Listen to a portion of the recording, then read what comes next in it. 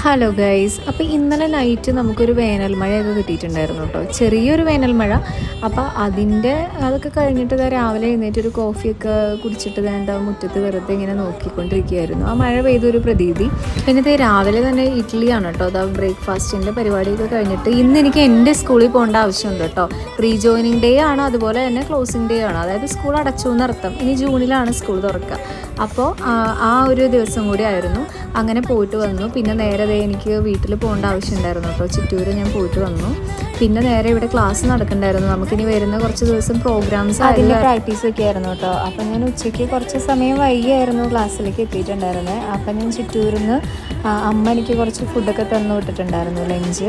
അപ്പോൾ അതൊക്കെ ഞാൻ ഇങ്ങോട്ട് കൊണ്ടുവന്നിട്ടുണ്ടായിരുന്നു കേട്ടോ. അപ്പോൾ അതായിരുന്നു കഴിച്ചിട്ടുണ്ടായിരുന്നത് ചേട്ടനും എല്ലാം. നമുക്കങ്ങനെ കുറച്ച് തിരക്ക് പിടിച്ച സമയങ്ങളിലൊക്കെ നമ്മുടെ അമ്മമാരൊക്കെ നമുക്കങ്ങനെ ഫുഡ് തരുമ്പോൾ നമുക്ക് ഭയങ്കര ആശ്വാസമല്ലേ. അപ്പോൾ അത്രയേ ഉള്ളൂ.